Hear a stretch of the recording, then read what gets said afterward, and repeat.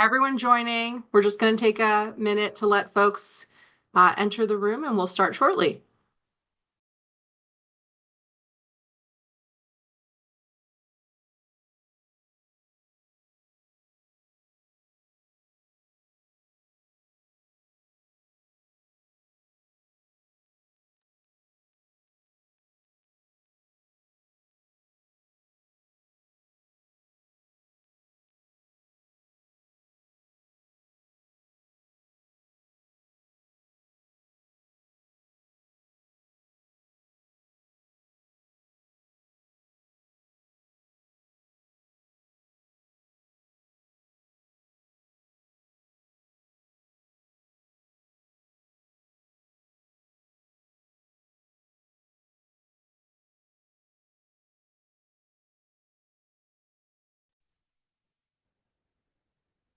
Good morning, everyone. Morning, everyone. We're just taking a minute to let folks jump on in, and I think we'll start in 1 minute. Yeah, I need to fix this because my name is showing as Lamar Haystack. My name is Armand Pantaleon. I'm the Director of Real Estate Management for Asian Inc. And Lamar Haystack is our president. You should Yes. be able to change your Zoom name uh, yourself through if you, yeah, click on the three little dots. All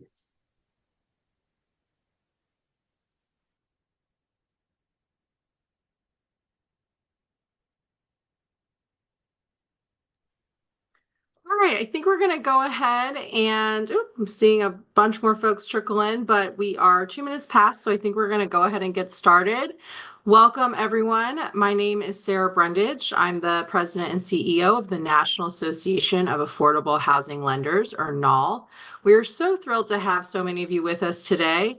This is our inaugural member spotlight, and we are just ecstatic to have it with one of our sustaining members, Citi, and we have a great Citi team with us today to talk about their investments in affordable housing. We will go ahead and get started with the next slide.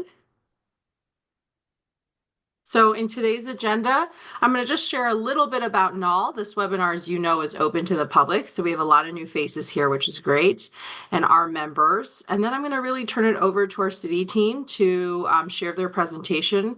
And we will be taking questions at the end, and I'll share a little housekeeping before we get going too. But next slide. So for those who may not be as familiar with NAAHL, we are the National Alliance of all of the leading investors and lenders in affordable housing and equitable community development. Next slide. We are a national alliance again, made up of banks, CDFIs, and other private, nonprofit, and public and quasi-public members, again, all committed to investments in affordable housing and community development.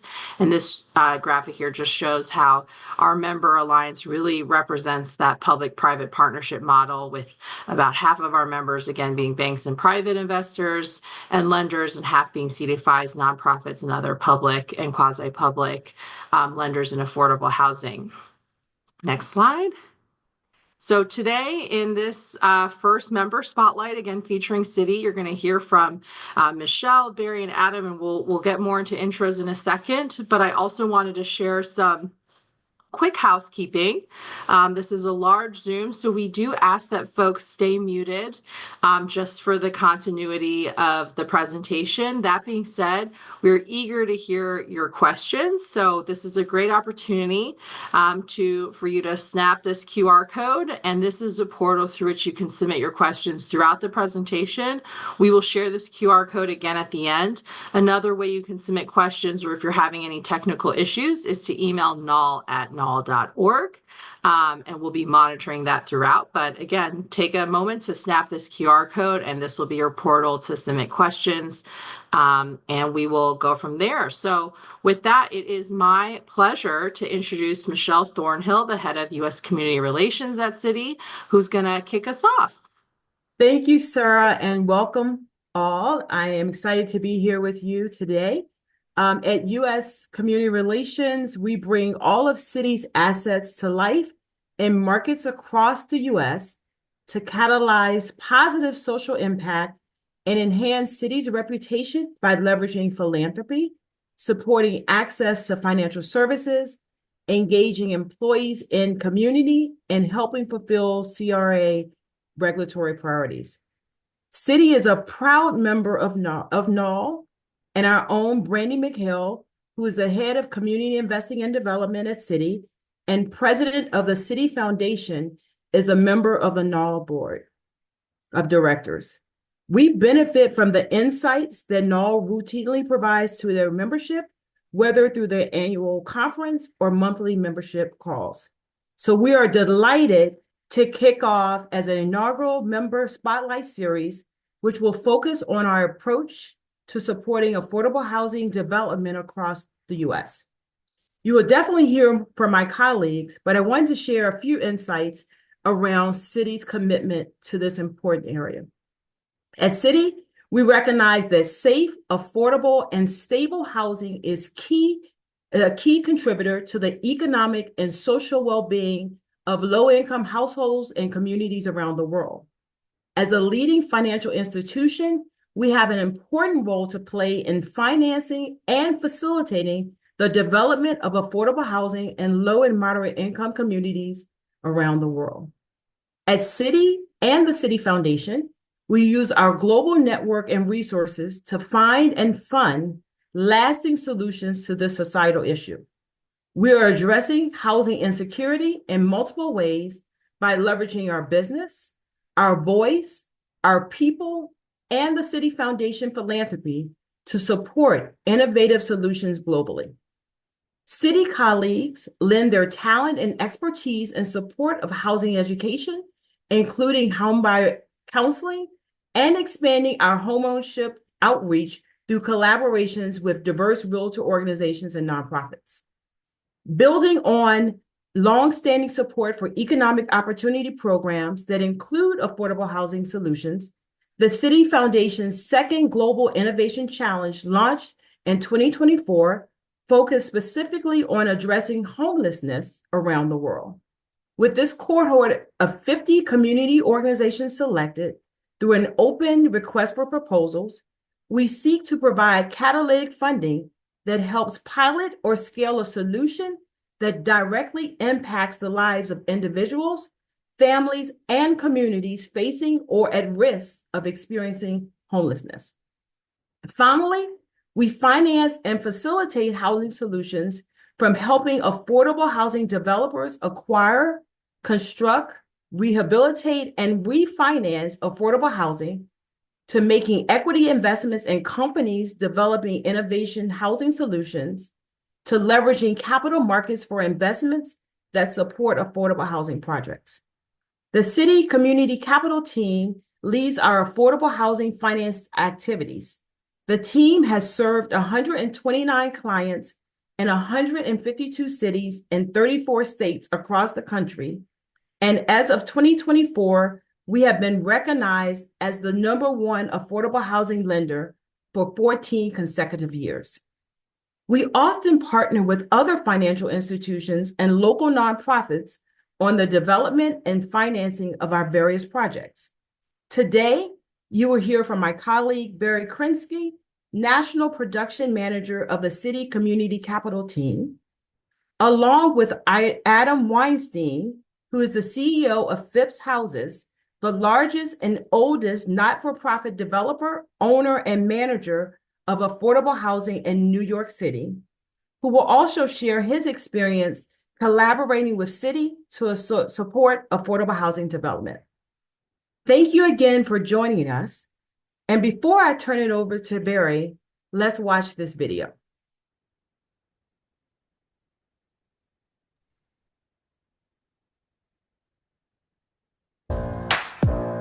I'm in the affordable housing business because it serves a greater purpose. At the end of the day, we're all bankers that have the ability and get to go home every single day and know in their heart of hearts that they made a difference.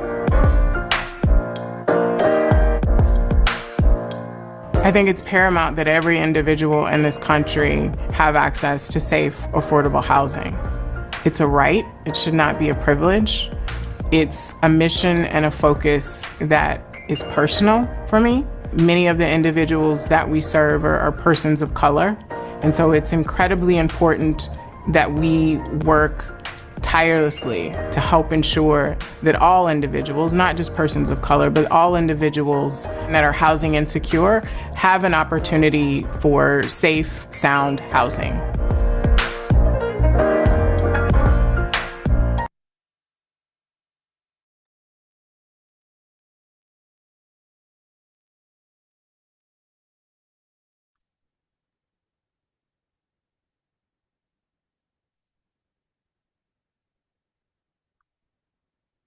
All right, and with that, thank you, Michelle. We're going to turn it over to Barry. Thank you, Sarah, and I just want to thank the city relations team and community development, and all Adam for coming together on this. Appreciate you giving us the invite and happy to be here today with everyone. I wanted to just start by saying a thank you to the city team. I noticed that many of my colleagues are on the line with me today. And as you saw Nidra Collins in that video, we can't do what we do without having a dedicated team who really takes the mission here to heart. It's a big reason why people come to work excited every day. We believe greatly in what we're doing and that we're doing something that is helpful to society in general. So big shout out to the city team, everyone who's joined the call today and beyond. Next slide, please.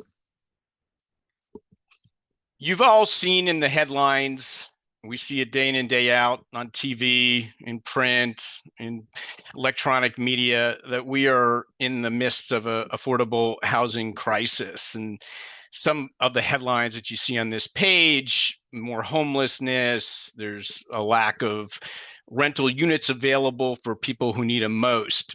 Next slide, please. And really, what is it all about? It's the fact that there's not enough supply. That's just the reality. We're not building enough units. And even though over the last few years, there've actually been a lot of multifamily units constructed, it has fallen. The new starts have actually declined quite a bit recently. And we expect that the lowest number of new starts will actually happen in 2024 since 2020. Why is it that we have this shortage? It's gotten very expensive to build. We've all been hearing about inflation, and post-pandemic built up demand has created lots of rises in costs, whether it's materials, whether it's the talent that we need to build these, the labor part of it. Insurance costs are up. There's been delays in getting things entitled. Some of the governmental agencies don't have the staffs. And so everything has just gotten way, way, way more expensive. And the reality is that at the cost it takes to build a unit, investors, developers can't get a return on that because it costs too much. Next slide, please. And so some of the statistics again that you see is rents just keep going up, yet incomes aren't growing at the pace that rents are growing. And which ultimately means that people are spending a lot more of their income towards housing, and therefore not enough income to pay for other things such as food. Not just rental housing costs are going up, but the cost to buy a home has gotten a lot more expensive since the pandemic. It's cost just in general, the demand for the houses, and frankly, the cost to finance, to get a mortgage, has gone up incredibly in a large degree. And as a result, it's just more expensive for people to buy a home. So more people are renting, which in turn means there's a shortage. Next slide, please. So what do we do at Citi Community Capital, and where do we sit within the Citi framework? We're part of real estate financing, which is part of a group called Spread Products, which is part of our markets organization here at Citi.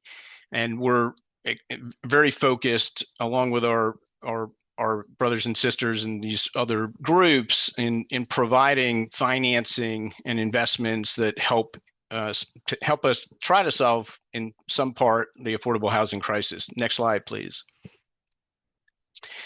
As you can see, as part of our mission statement, I'm not going to read the whole thing here, but really what we are doing is trying to enable growth and economic progress. That's a big overall statement of what Citi tries to do. Our piece of this is focused on affordable rental housing.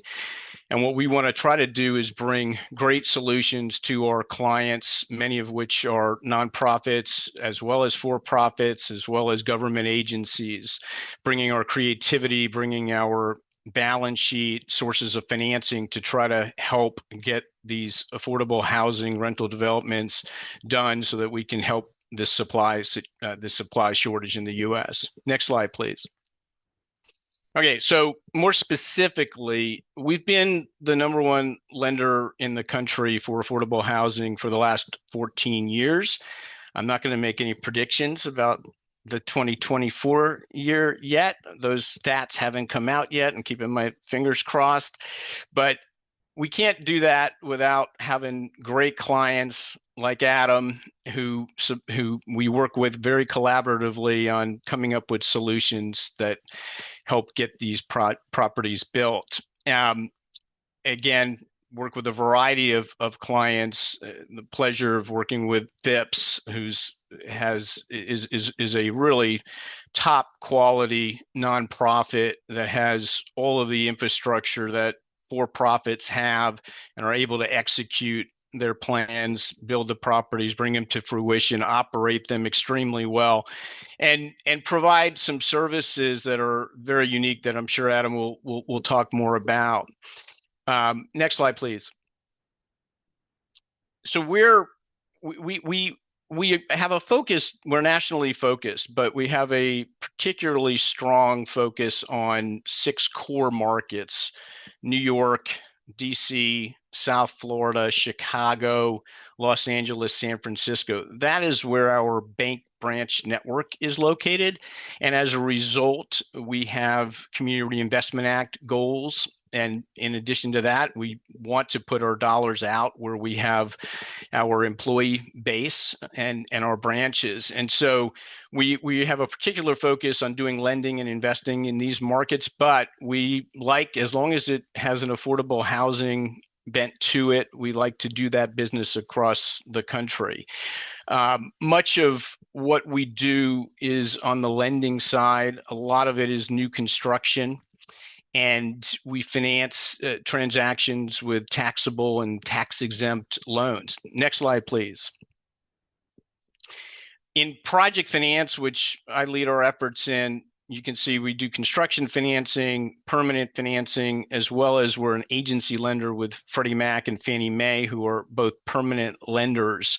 And again, a lot of new construction. One of the things that differentiates us from some of the other financial institutions out there is we like the whole life of the loan, meaning we will provide construction financing that turns into a permanent financing, which means that we're in a relationship with a borrower from the start. Could take, call it 3 years to build a property, and then for another typically 15 years thereafter, we provide the long-term permanent financing. And that provides our clients with kind of a one-stop shop. They can tie down their interest rates so that they know what the cost of their financing is going to be for that entire period of time. We also have a group here at Citi that Mark Sherman heads up, which is known as Structured Lending and Investments. It's all of the lending type stuff that is not directly project related, like a new construction of multifamily property, which is we handle in project finance, but structured lending does all kinds of fun things like bridge loans, lines of credits, portfolio purchases. And then on the investment side, we invest in low-income housing tax credits. We do securitizations of our permanent loan portfolios. We do some historic tax credits, some renewable energy, et cetera. Next slide, please. And just some of the numbers here. We basically did just about $6.5 billion in 2023. You can see the pretty map with where we've done a lot of our business. You can see the most of it is new construction, but we do a good amount of rehabilitation as well as acquisition and permanent loans. And a lot of those new construction loans turn into permanent loans as well.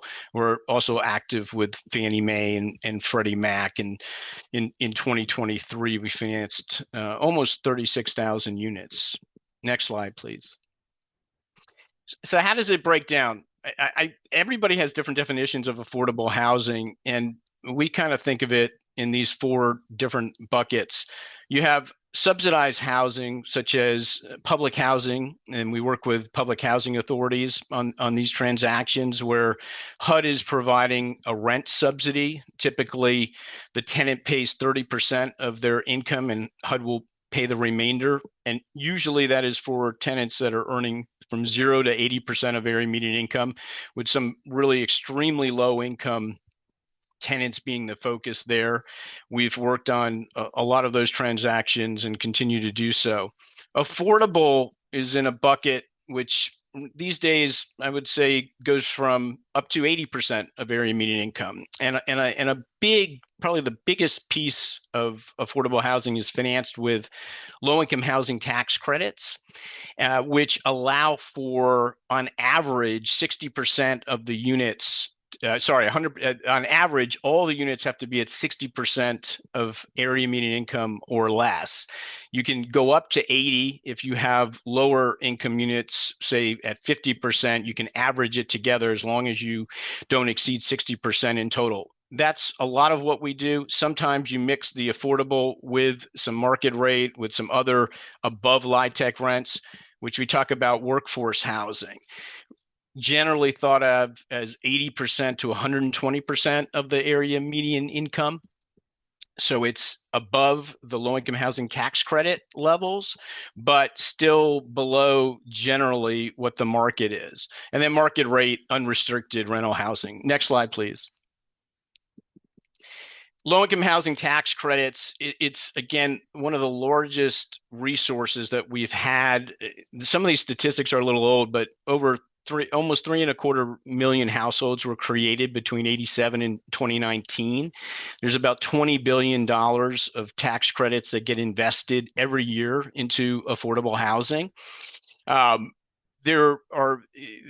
This breakdown here kind of goes into a little bit more detail on this, but basically investors like financial institutions buy these tax credits, and it acts as the equity that is needed to build a property. That gets coupled with the mortgage financing that we provide, and oftentimes subsidies that come from local governments that kind of fills out the gap in the sources to make these units affordable. There's various income restrictions. We talked about that on the last slide. If you could forward to the next slide, please. There's two main programs for low-income housing tax credits. There's a 4% credit and a 9% credit. In general, 9% credit delivers double the amount of equity, more than that, into a property, so you don't need as much debt. It's much harder to get because there's very limited supply of it, and developers have to respond to requests for proposals, and it's very competitive. And so if you get it, it's great. It's just very hard to get. The 4% program, it's not as much equity, but it comes automatically with tax-exempt bonds. And if you're able to get the tax-exempt bonds, you automatically can get the 4% low-income housing tax credits. There's more of it. It's easier to get. And so a lot of our developer clients have opted to go down that path. The problem is it's not as much equity, and therefore oftentimes you need to have subsidy. So you have to be working in regions where, like New York, for example, that is willing to bring subsidy, low-cost subordinate financing to the table to make those transactions work. Next slide, please. Well, that was it. I want to make sure that there's enough time, of course, for Adam to talk through a very interesting many projects in one location in New York. And so I want to pass it over to Adam, and thank you, Adam, for all the business that we've done together. Thanks so much, Barry. Great to be here. Great to be with partners at Citi and to be able to speak with all of you at NAAHL. I have the advantage of giving the presentation with lots of pretty pictures of buildings, so I'll move through it quickly and leave time for questions. The project in question is called Rockaway Village. Here it is, the front of it. It's actually six projects, or five projects, so sorry. Five individual financings, six blocks in a very, very busy, bustling downtown, right across from a subway, from the end of the longest subway line in New York City, um, the A train, the famous A train, in Far Rockaway, which is the lower right-hand corner of New York City, I think is the right way to put it. Next slide, please. A little background on Phipps. Founded in 1905, as Barry said, oldest and largest not-for-profit developer, owner, and manager of affordable housing. We own and manage about 10,000 apartments in the Bronx, Brooklyn, Manhattan, and Queens. We're the third part. We do third-party management for some other, select group of not-for-profits that we've partnered with over the years. We house about 40,000 people at this point, low and moderate income New Yorkers and homeless households. And we have an affiliate. It says Phipps Neighborhoods. But get it, Phipps houses Phipps Neighborhoods. That focuses on community services, resident services, education, and workforce programs, specifically in and around communities where we try to concentrate our housing. And we try to concentrate because we think that yields greater impact, greater effectiveness in working with our residents, and also more efficient operation. Next slide, please. This is just a map of where our developments are. That's not that interesting. Next slide, please. So Phipps and Citi have partnered on 13 separate projects over the course of about a decade, a little bit more than a decade. Citi's financings total about $600 million in our projects. I've been asked to share what do we look for in a community development lender partner. Obviously, the business terms matter. Pricing, guarantee provisions, execution matters, and that's a relationship thing. The ability for your banker to understand what it is you're trying to accomplish. I loved, Barry, the description of Citi as your colleague's description is trying to grow, to create economic opportunity and growth. That's Phipps's message. We couldn't be better aligned on that. So alignment of interest with our lender is extremely important. We want them to do well. They're a stakeholder in our project, but not the only stakeholder. It takes a village to make a village, and Rockaway Village is just that. I'd also share that our principal relationship is with Barry's colleague, Richard Gerwitz. And many of you probably don't know, but early in his life, Richard was a New York City cab driver. And I think that should be a qualification for any community development lender. That's just for Barry's benefit, perhaps. Rockaway Village comprises, as I said, 6 separate city blocks, reinstitution of a city street grid. Total development cost, including non-cash sources, is about $1 billion. It comprises about 2 million square feet, 1,700 new 100% affordable apartments for low and moderate income families in the range that Barry described, from folks who are coming out of shelter to households at 80% of AMI, of area median income in New York.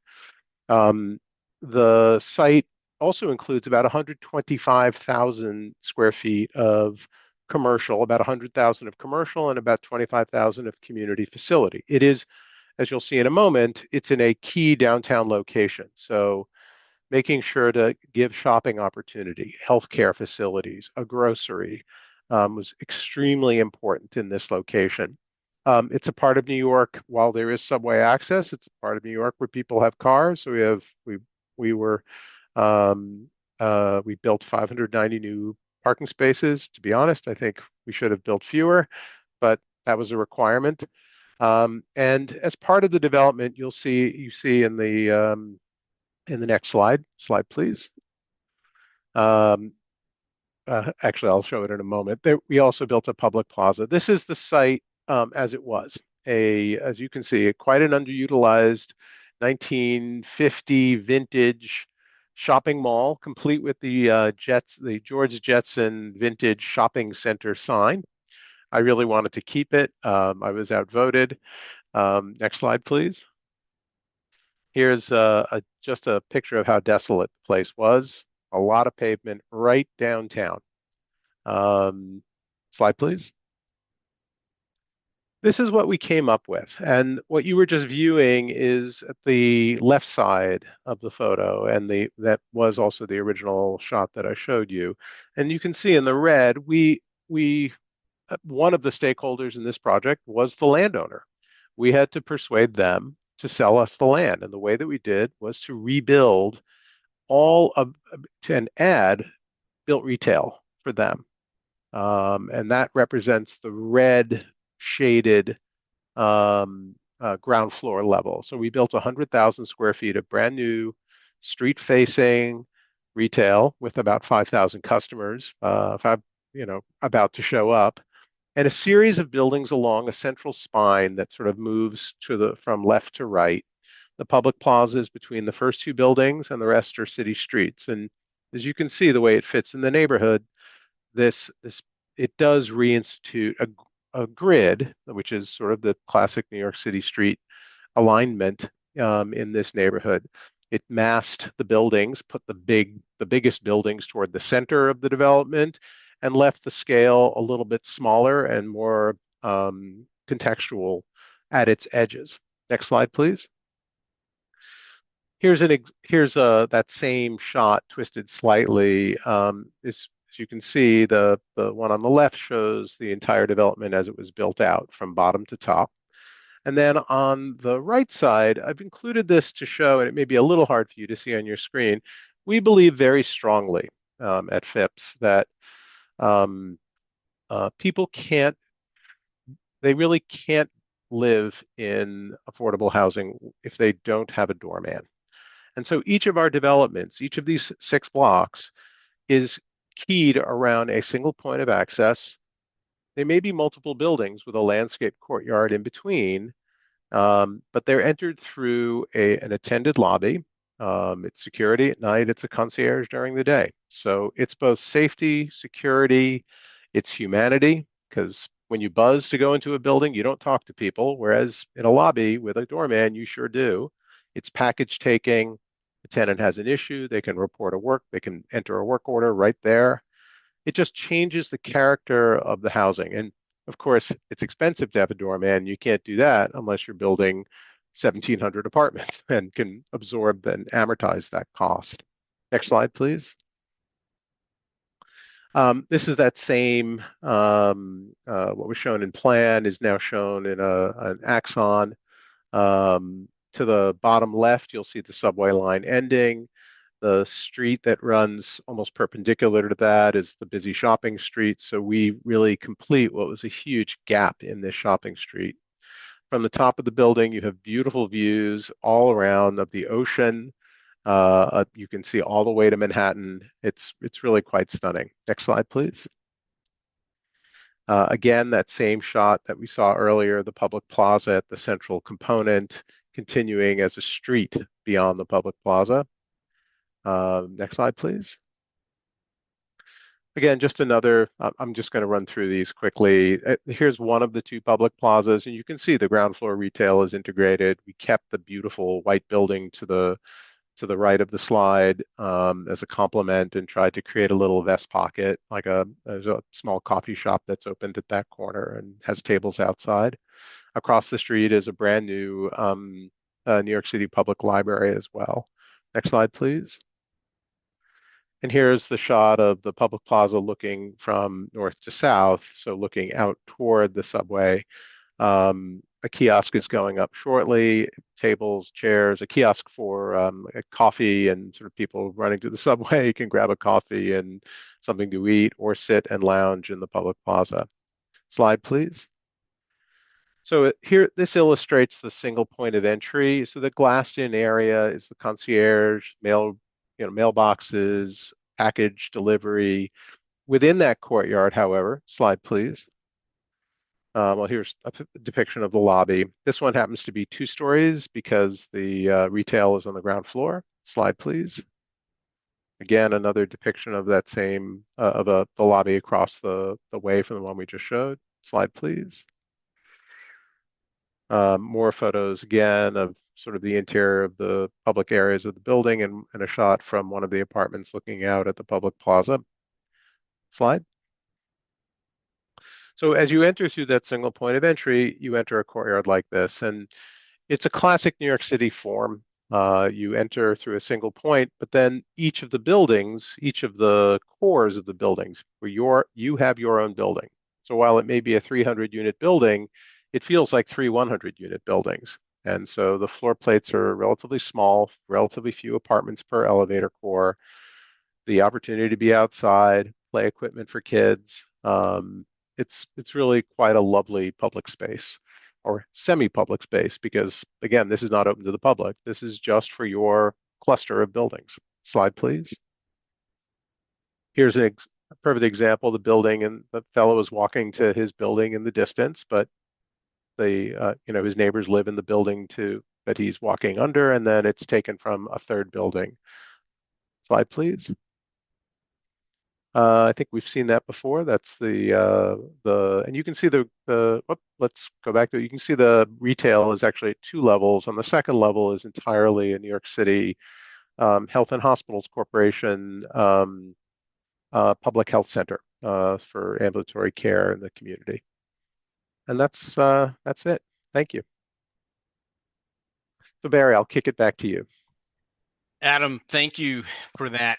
One question that I have before we get into the public question and answer session, how did you get this done? I know that's a very broad question, but how did you get such an accumulation of land in one place and all these multiple phases? I think the first one we did was in 2018 together, and you continue to keep going.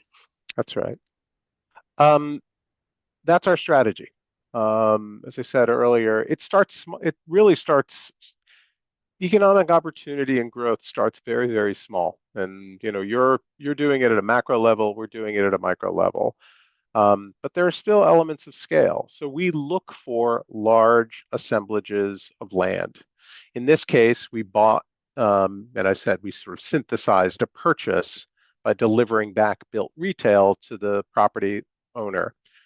What I didn't tell you is that we assembled 10 separate parcels of land, a Capital One bank branch, a recycling center, 5 vacant houses. I can't remember the others, but we pieced together, and that's consistent with our strategy.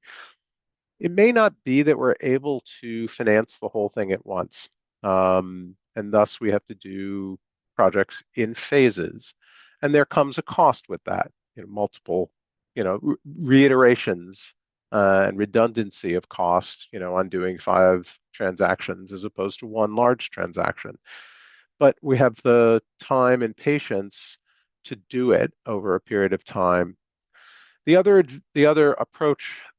element to that approach is we try to find places that are soft sites, meaning the zoning the zoning and the neighborhood characteristics, namely transit orientation, shopping. This was a residential district.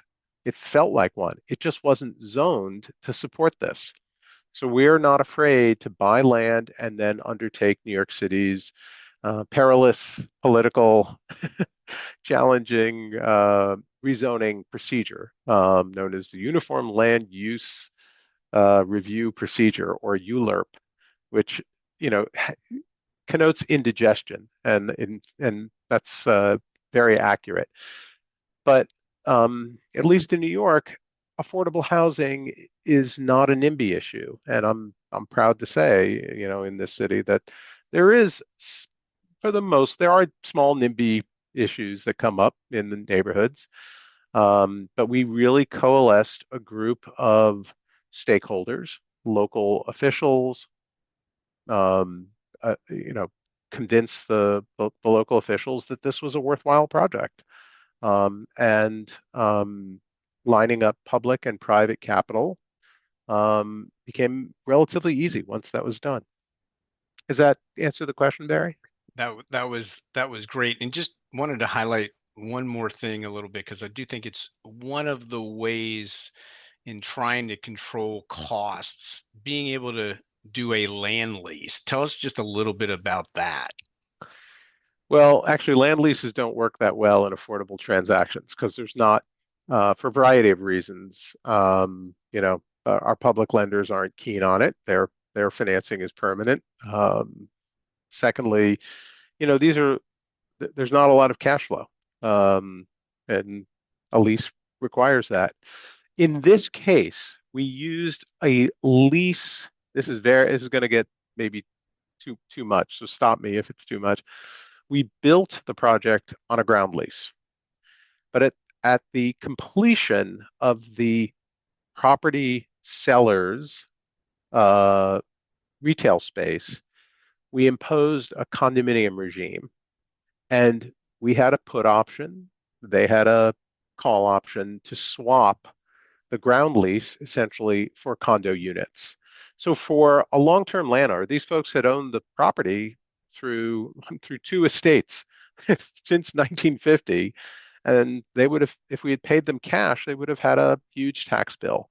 By doing this as a lease to condo, and these are, when I say condo, I don't mean individual purchasers. I mean large, no-action condominium units. They were able to exchange their, long ago purchased property for something of comparable value, namely 100,000 square feet of built retail. So it was a tricky tax structure, and it's worked out. No, that's great. Thank you, Adam. Thank you so much for everything that you've done together with us. We really appreciate the relationship. Looking forward to doing a lot more together. I think, Sarah, are we going back to you? Yeah, we're going to take questions now. And if Kelly, you can put back up the QR slide so folks can submit questions through this portal. You can also email them at nahl@nahl.org. But I have a few questions. We'll keep this up just for a minute if folks want to scan this QR code. But the first question, and Barry, I definitely think this is a pretty broad opener for you, just given the scale of your portfolio and the fact that the need for more affordable housing supply is really a national one. How do you prioritize which projects, which partners, where you're gonna make these investments? Share a bit with this group how you think about your prioritization. Yeah, I mean, look, at the end of the day, we're a bank. We need to be responsible. We need to make sure that the business that we're doing, the loans that we're making, that we're going to get repaid, right? So we go through a real vetting process to make sure that we're working with sponsors who have the expertise and the wherewithal to get the properties done on time and on budget, and that we'll be able to manage them for the long term. A lot of analysis goes into each transaction that we look at, but we've been doing it for a long time, and so I think we quickly are able to take the numbers that a developer provides to us and do that analysis and determine, hey, is this going to work out? And the track record's been great. And the reality is affordable rental housing has been a really good risk, very, very limited defaults. But you definitely need to make sure that you've got sponsorship who is experienced and has some wherewithal. Great, thank you. And another question I think that dives in a little bit deeper into this. How do you consider impact when you're assessing a project, both in terms of the impact on the community or on the lives of the residents? Are you measuring changes to financial health or overall well-being? What are some of these metrics you're using? This might be more for Adam, but I'm curious, Barry, what you are looking for too. Maybe I'll start, Adam, but I think you should probably take most of this. I mean, look, I think most of what we do, it's this affordable housing where, again, a lot of it is in that 0 to 80% of area median income and that is providing a hefty discount to market rents in most locations. So I think from an impact standpoint, there's immediate impact to providing safe, quality housing to tenants who otherwise wouldn't get as good of high quality housing at a rent level that makes a whole lot of sense. That's affordable. So that's a big part of the impact. Many of the properties these days have other sustainable features to it. They're very focused on bringing down the cost of energy that a tenant has to pay. Also, from an environmental perspective, making sure that gas emissions are limited. Those kinds of things have come with a lot of the properties that we finance. We don't necessarily require that per se, but a lot of the properties these days, that is a requirement. And so that's also a benefit. But Adam, I know you have a whole holistic approach to the benefits and the importance of trying to help tenants in multitude of ways. So maybe you want to talk a little bit about that. Sure. I mean, you captured the main one, which is people spend more on housing than they do anything else. So wealth building begins with lowering that cost and making it sustainable. Many of our tenants have experienced housing stress, and many have been through eviction. We don't do credit checking. So we can help build credit. A tenant who lives in our developments can both build wealth and credit. We work with Citi on a credit building exercise, thank you, Michelle, that I think is just taken off, and we're really interested to see what it yields in terms of results for tenants' financial health outside of just their rent payments. Our bargain with them is we'll keep the rent low. You need to pay it, right? It's important. It's an important element in building your own credit. It also supports our developments. On the Phipps neighborhood side, namely our social service enterprise, they support housing stability efforts that we have, and I think those metrics are measured. There are lots of ways to measure those metrics, and I think of a lease with a tenant as a sacred bargain. Like, it puts a lot of obligation on us, and if we're not doing our job, we really, really, really want to make sure that we correct that. And it puts one obligation, primarily really two, on tenant: be a good neighbor and pay your rent. And so those metrics are very easy to measure. The social service metrics are somewhat harder, and capturing the data for our own residents is a little bit more difficult. Educational attainment, work, moving tenants who are homeless and on public support to a working status. I don't think we have really excellent data for our residents. We have a big initiative pushing forward right now to survey and capture that more. So I'll ask me that question again in another year. Thanks so much. And Barry, you kind of touched on this, but can you share a bit more how Citi's considering resilience and sustainability when you're making your investments, just knowing that this is, we're just experiencing more and more natural disasters, and this is a top priority for communities nationwide? Yeah, I mean, look, it's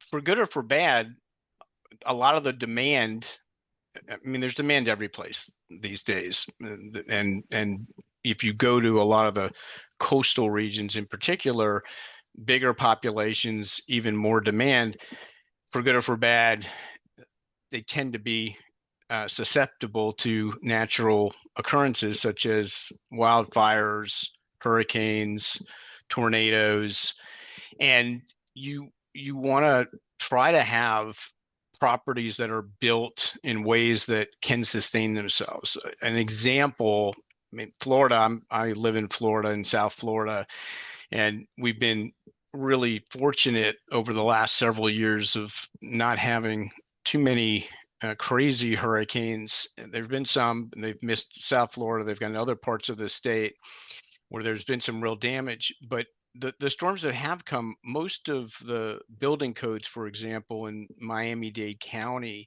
after the last set of storms that did some real damage, were changed to have to require concrete block construction, for example. And as a result, some of the storms that have happened, those buildings were able to survive well through those catastrophes. You're not going to be able to fix everything, right? But that's been a big help.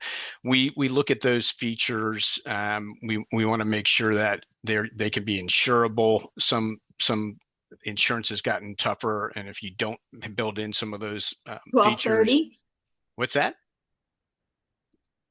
Oh, sorry. Yeah, it may be hard to sustain it, but those are some of the things that we do. Okay, helpful. Thanks. We have a question just about the timeline for issuing a letter of commitment for an affordable rental housing rehab project. Just noting that the person who submitted this question is noting that sometimes they receive only 2 to 3 weeks notice for funding opportunities that require third-party money. So what's kind of your timeline you offer applicants? Yeah, I apologize, Ms. Brundage. I was the one who asked the question. My name is Lamar Haystack, president of Asian Inc. We're a sponsor of affordable rental housing here in San Francisco. I asked the question. I want to add more context because we only limit it to a certain number of characters. So if you don't mind, because we want to work with funders, but we don't know how long their timeline is. So if we want to bring in third-party financing, we'd love to do it. Sometimes we're at the mercy of whoever can get back to us the quickest. And that's not always the best for us in terms of the best deal, the best pricing, the best terms. So I just wanted to say we're looking at, for instance, Federal Home Loan Bank of San Francisco is putting out monies and for the affordable housing program. I've told the city we're going to go for this and we'd love your support for this. They said, we'd love to support you. What other money are you bringing in for this? Well, I want to get a term sheet and a letter of commitment from Citi Community Capital if I could, but how long would it take for Citi Community Capital to produce such? And I put in my answer, it depends is always a part of the answer. I get it. But what is the general timeline, please? Thank you. It depends. No, it's okay. I'll hang up now. Thank you very much for your time. No. Look, what I'm saying is this: I think we're very fast at turning around requests like that. We try to be helpful in providing term sheets that we believe can be successful. We don't want to put term sheets out or quote soft letters of commitment if we don't think there's a reality that it's going to move forward because it doesn't work in our opinion. But if it's sound and it makes sense, we can turn letters, oftentimes certainly within a week, depending on the quality of the information that we get. Mr. Krinsky, that was music to my ears. And to Ms. Moore Shaheen, I know that we have a contact here in San Francisco and she will be hearing from us shortly. Thank you. Thank you. All right. Thank you for that. And just really encouraging folks to submit it through the inbox. We have a queue of questions. So okay. And also noting we're a little short on time, so we're going to try to pick through these. Barry, I'm not sure if you touched on this. What efforts does Citi do towards, a lot of this is about affordable rental. What about affordable home ownership? Are there opportunities around that? Yeah, we in Citi Community Capital, we are focused on affordable rental housing. Home ownership is not something that we are focused on. It's just not what we do day in and day out. So it's really rental affordable housing here. Got it. Okay.